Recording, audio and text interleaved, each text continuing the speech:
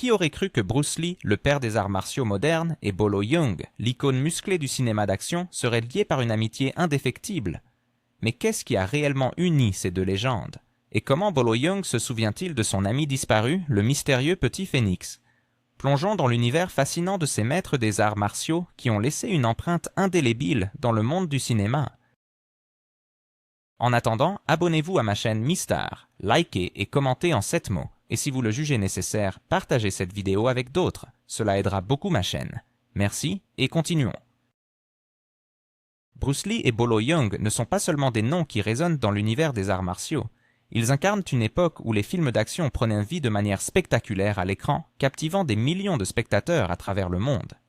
Bruce Lee, avec son charisme irrésistible et sa philosophie du Jeet Kune Do, a ouvert la voie à une nouvelle compréhension des arts martiaux, tandis que Bolo Yeung, avec son physique impressionnant et ses performances puissantes, a su marquer les esprits dans des classiques du genre. Leurs chemins se sont croisés sur le plateau de La Guerre des Dragons, un film qui ne serait pas le même sans la magie de leur collaboration. Même si Bolo Yeung n'est pas un habitué des projecteurs, il a récemment partagé ses souvenirs de Bruce Lee, évoquant avec tendresse leur amitié unique. Pour les amateurs de cinéma et d'arts martiaux, le nom de Bolo Yeung est synonyme de puissance et de présence sur grand écran. Né le 3 juillet 1946 à Guangzhou, en Chine, Bolo a grandi dans un environnement bien éloigné du glamour hollywoodien. Enfant d'un milieu modeste, il a connu les réalités difficiles de la vie en tant que migrant en quête de succès. Dès l'âge de 10 ans, Bolo a commencé son voyage dans les arts martiaux, s'entraînant sous la tutelle de maîtres de kung-fu renommés. À cette époque, les arts martiaux dépassaient la simple notion de self-défense. Ils étaient ancrés dans la culture chinoise, représentant un mode de vie à part entière. Pour Bolo, pratiquer les arts martiaux signifiait non seulement se préparer physiquement, mais également acquérir des leçons précieuses sur la concentration et la discipline. Motivé par un désir d'auto-amélioration, il s'est immergé dans ses entraînements, maîtrisant notamment le tai chi, célèbre pour sa capacité à renforcer la concentration et la méditation. Cependant, la vie de Bolo en Chine ne devait pas durer. À cette époque, son pays d'origine était en proie à de graves bouleversements politiques et sociaux, marqués par l'essor du communisme et des tensions généralisées. Cherchant un avenir meilleur, Bolo a pris la décision audacieuse de quitter la Chine continentale pour se rapprocher de Hong Kong. Dans cette région, il a traversé la rivière Shenzhen dans une traversée périlleuse, espérant trouver une vie plus sereine. Hong Kong, alors colonie britannique, offrait un environnement bien différent de celui du continent. C'était un véritable creuset culturel où Bolo se sentit enfin à sa place. C'est pendant cette période qu'il développa un intérêt pour le fitness et la musculation, convaincu que la force physique était un atout majeur dans la maîtrise des arts martiaux. En 1969, il remporta le titre de champion de bodybuilding de Hong Kong, un prestigieux honneur qu'il conserva pendant 10 ans. Malgré ses succès, Bolo est resté humble, affirmant que ses efforts n'étaient pas motivés par la recherche de gloire personnelle, mais plutôt par une quête de paix intérieure et d'harmonie spirituelle. Sa passion pour les arts martiaux et le bodybuilding lui a permis de s'épanouir dans un environnement florissant à Hong Kong, où la scène cinématographique était en pleine effervescence. Les studios tels que Shaw Brothers et Golden Harvest cherchaient sans cesse de nouveaux talents pour enrichir leur production de films d'action. Bolo, avec son physique imposant et ses compétences martiales inégalées, était le candidat idéal pour ce renouveau cinématographique. À la fin des années 60, les dirigeants des studios reconnurent rapidement le potentiel de Bolo et commencèrent à lui offrir des rôles, même s'ils étaient modestes. Ses premiers pas, bien que discrets, posèrent les fondations d'une carrière remarquable. Son apparence physique et sa stature imposante en faisaient un choix naturel pour des rôles de méchants, des personnages qui n'avaient pas besoin de beaucoup parler pour exprimer une menace palpable. Cependant, la route vers le succès était semée d'embûches.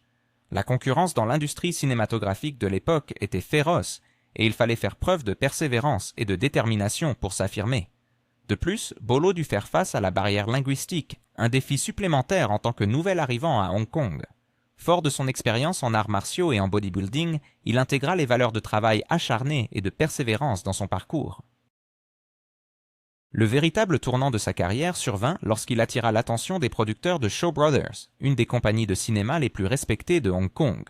Reconnaissant l'importance de vilains charismatiques, ils virent en Bolo le parfait représentant de ce type de personnage. Stoïque, discipliné et déterminé. Son association avec Shaw Brothers marqua le début d'une série de succès, où il se distingua dans des films allant des contes héroïques aux drames intenses. Chaque nouveau film renforçait la position de Bolo en tant qu'icône des arts martiaux, et ses personnages de méchants devinrent légendaires, alliant prouesse physique et profondeur psychologique. Avec une force incroyable et des nuances subtiles, il transformait des personnages apparemment unidimensionnels en personnalités complexes, suscitant chez le public respect et fascination. Bolo Yeung est bien plus qu'un simple acteur de films d'action. Il est un symbole de détermination et de passion, prouvant que le chemin vers la réussite est souvent jalonné de défis. Son héritage perdure, non seulement à travers les films qu'il a réalisés, mais également par les leçons de discipline et de persévérance qu'il incarne. Dans l'univers des arts martiaux et du cinéma, Bruce Lee et Bolo Yeung resteront à jamais liés par une amitié qui a transcendé le temps et les épreuves, illustrant le pouvoir des arts martiaux comme un véritable mode de vie. Qui aurait cru qu'un acteur, souvent cantonné dans le rôle de l'antagoniste, pourrait redéfinir le cinéma d'arts martiaux?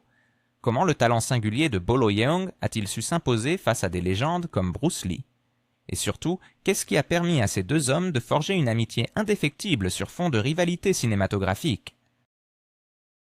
Dans une industrie cinématographique souvent saturée de méchants stéréotypés, Bolo Yeung a réussi à se frayer un chemin vers une reconnaissance bien méritée.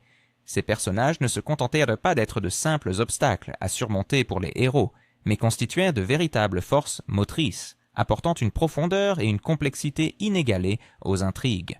Ce qui distingue Bolo, c'est sa capacité à insuffler une personnalité unique et un charisme irrésistible à chacun de ses rôles, captivant ainsi le public par sa seule présence à l'écran. Au-delà de cela, son imposante stature physique a contribué à asseoir sa réputation au sein de l'industrie cinématographique. Sa musculature ne faisait pas seulement écho à l'authenticité de ses scènes d'action, elle renforçait également son attrait en tant que star des arts martiaux. Travailler avec la célèbre société de production Shaw Brothers a offert à Bolo une opportunité inestimable de collaborer avec certains des plus grands talents de Hong Kong, y compris réalisateurs, chorégraphes et acteurs. Grâce à ces expériences enrichissantes, il a pu aiguiser son art et perfectionner son jeu d'acteur, toujours avide de viser l'excellence. En explorant divers styles de réalisation et en s'adaptant à différentes méthodes de tournage, le temps passé chez Shaw Brothers a été déterminant dans la construction de son héritage et de son influence sur le cinéma des arts martiaux. Bolo est devenu un modèle pour les jeunes acteurs et un étalon pour les scénaristes cherchant à créer des antagonistes convaincants. Son apport au genre des films d'arts martiaux est indiscutable, chaque personnage emblématique qu'il a incarné ayant contribué à l'évolution de ce style cinématographique. Avec l'émergence de Hong Kong en tant que centre de talents cinématographiques et d'arts martiaux, la collaboration est devenue inévitable. À mesure que les talents dans l'industrie cinématographique hongkongaise prospéraient, le besoin d'acteurs capables d'apporter un nouvel éclairage à des récits variés s'intensifiait. Cette demande coïncidait avec la montée de Bolo dans la sphère cinématographique. Un autre personnage a également eu un impact considérable sur cette époque, Bruce Lee. Comme Bolo, Bruce, d'origine chinoise, avait vécu une expérience de vie très différente. Né aux États-Unis, il avait obtenu la citoyenneté américaine à sa naissance, mais sa famille a déménagé à Hong Kong lorsqu'il n'avait que 4 mois. C'est là que son père, une star de l'opéra, l'a initié à l'univers du cinéma. Il est fascinant de constater qu'avant même d'atteindre l'âge de 10 ans, Bruce avait déjà commencé sa carrière d'acteur. Malgré son succès précoce à Hong Kong, la famille de Bruce a décidé de le renvoyer aux États-Unis durant son adolescence. En avril 1959, il s'installe à Seattle, où il poursuit ses études tout en travaillant comme serveur dans un restaurant local. C'est à cette période qu'il se plonge dans les arts martiaux, développant son propre style unique, fusionnant des disciplines telles que le Wing Chun et le Kung Fu. Il fonde sa première école d'arts martiaux à Seattle, amorçant ainsi son ascension vers la légende des arts martiaux. En 1961, Bruce s'inscrit à l'université de Washington où il étudie divers sujets, y compris les arts, la philosophie et la psychologie. Rapidement, il se fait aussi un nom dans le monde du cinéma, décrochant des rôles dans des productions emblématiques telles que Le Frelon Vert et Batman avec Ironside. Avec chaque rôle, Bruce renforçait sa réputation d'acteur talentueux. Cependant, malgré sa célébrité grandissante, Bruce ressentait un profond désir de revenir à ses racines et de contribuer au développement de la scène cinématographique de Hong Kong. C'est dans ce contexte effervescent que les chemins de Bruce Lee et de Bolo Yeung se croisèrent enfin. Leur première rencontre eut lieu sur le plateau d'une publicité pour les cigarettes Winston. Dès ce premier échange, une amitié solide s'est formée entre eux, un lien qui allait se renforcer au fil du temps. Finalement, Bruce invita Bolo à le rejoindre dans le film Opération Dragon, un rôle qui marquerait profondément les carrières des deux hommes. Pour mener à bien ce projet, Bolo, maître des arts martiaux, se rendit sur une île éloignée pour participer à un tournoi épuisant. Opération Dragon s'est révélé être un succès retentissant pour plusieurs raisons, tant sur le plan artistique que commercial. Le film a rapporté plus de 400 millions de dollars, alors que son budget ne dépassait pas 850 000 dollars. Une rentabilité remarquable. Curieusement, c'est durant le tournage de Opération Dragon que Bolo a acquis son célèbre surnom. Dans le film, il incarne un personnage nommé Bolo, un nom qui lui collera à la peau par la suite, et il est depuis lors officiellement connu sous le nom de Bolo Yeung. Au cours de leur collaboration sur Opération Dragon, Bolo et Bruce ont établi une connexion solide. Ils ont passé de nombreuses heures à peaufiner leurs techniques de combat, échangeant des connaissances et apprenant l'un de l'autre des approches efficaces en matière de chorégraphie et d'autres aspects du cinéma. Dans Opération Dragon, Bolo joue le rôle d'un acolyte maléfique, tandis que Bruce incarne le héros principal. Bien qu'il ait tendance à éviter les feux de la rampe, Bolo a récemment rompu le silence lors d'une interview où il a partagé des réflexions profondes sur son amitié avec Bruce Lee.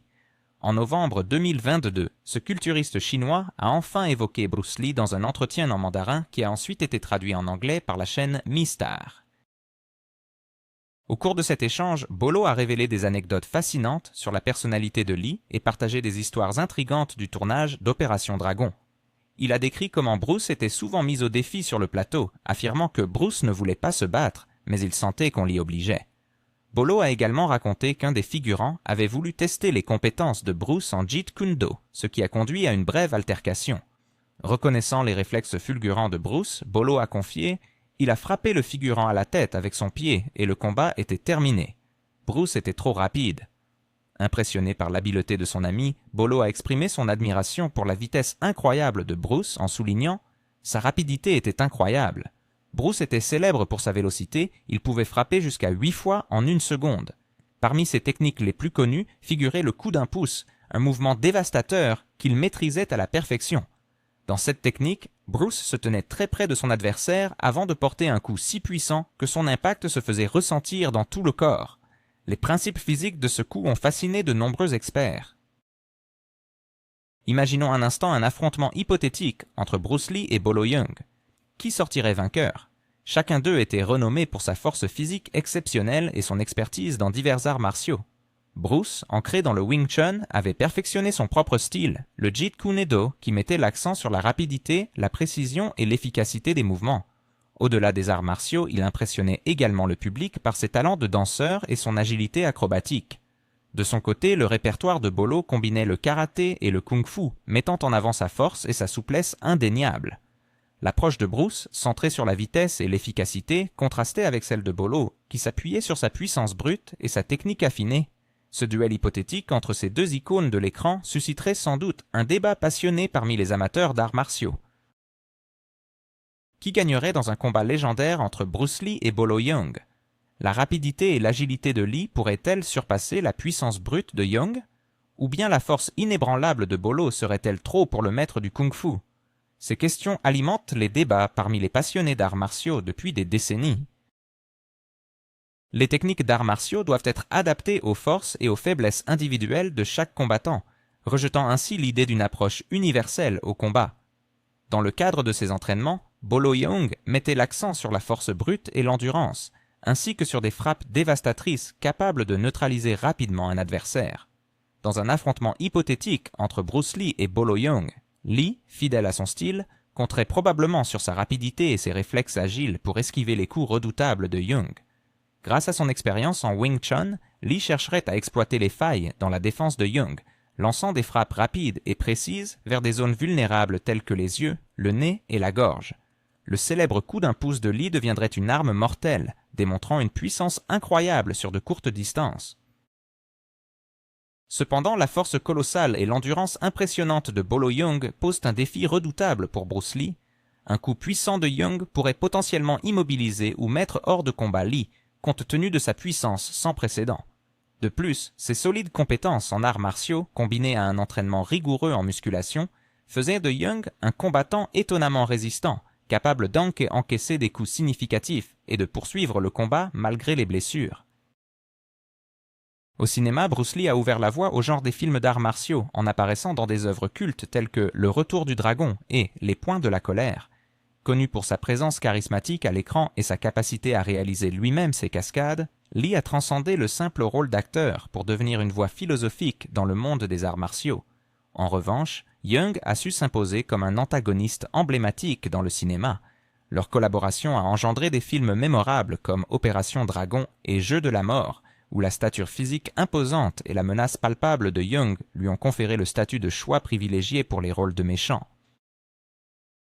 Réputé pour ses incroyables démonstrations de force, telles que la rupture de briques et la flexion de barres en acier, la présence impressionnante de Young a laissé une empreinte indélébile sur le paysage cinématographique des arts martiaux.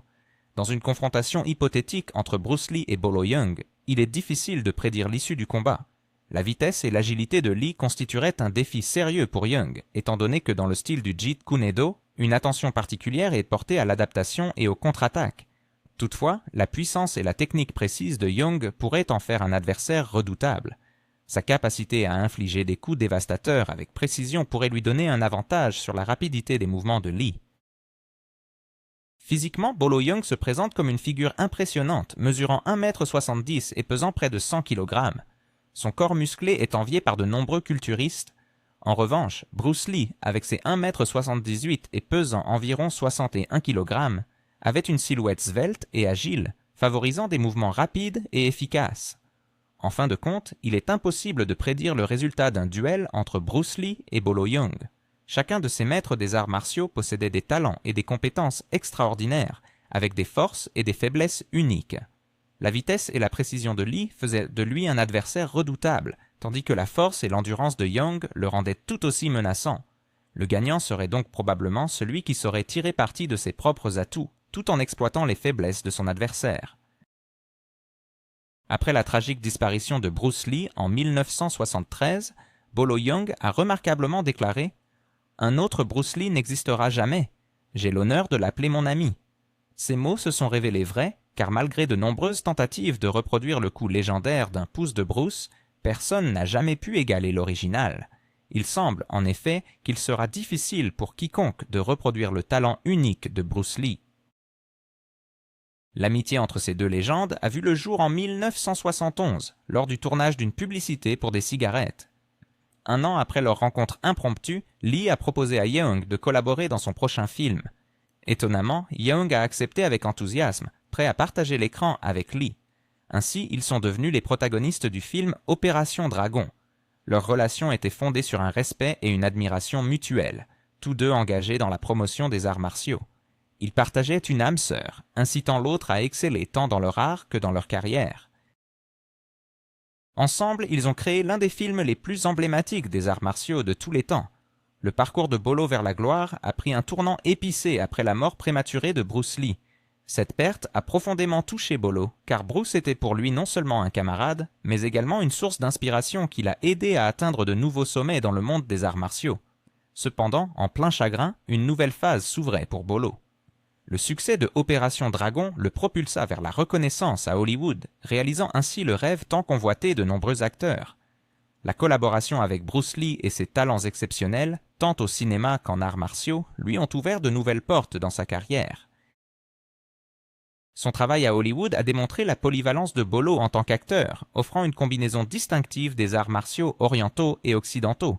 L'un des sommets de sa carrière a été le film Bloodsport, une œuvre culte du genre. Avec un budget modeste d'1,5 million, le film mettait en vedette le charismatique Jean-Claude Van Damme dans le rôle de Frank Dux, ainsi que Bolo dans le rôle de Chong Li, un redoutable champion du cercle clandestin des arts martiaux. Bolo brillait à nouveau, incarnant avec ferveur le méchant et démontrant ses remarquables compétences martiales, son physique sculpté et son talent d'acteur. Dans le rôle de Chong Li, il dégageait à la fois charme et menace, créant un personnage qui représentait un défi redoutable pour le protagoniste, lui valant ainsi la louange et l'admiration du public. Pendant le tournage de Bloodsport, Bolo, tout comme lors de sa participation à Opération Dragon, a établi une relation amicale avec Van Damme. Leur respect mutuel pour l'expertise de chacun s'est transformé en une amitié profonde, amenant Van Damme à inviter Bolo à rejoindre son projet suivant, Double Impact. Bolo a continué son chemin à travers de nombreux projets, devenant une source d'inspiration pour les jeunes maîtres des arts martiaux qui aspirent à reproduire son succès. Malgré sa retraite, son influence demeure palpable dans le monde des arts martiaux et de nombreuses figures contemporaines reconnaissent tôt son rôle central. En conclusion, bien que Bolo Yeung ne soit pas considéré comme le plus grand acteur d'arts martiaux de son époque, il a laissé une empreinte indélébile. En collaborant avec des stars de l'industrie telles que Bruce Lee, il a gagné sa place parmi les maîtres les plus vénérés des arts martiaux de tous les temps. Que pensez-vous de la dynamique à l'écran entre Lee et Bolo? Laissez vos réflexions dans les commentaires ci-dessous. N'oubliez pas de liker et de vous abonner à notre chaîne MiStar pour montrer votre soutien. Merci de vous être joint à nous. À bientôt dans notre prochaine vidéo. Au revoir.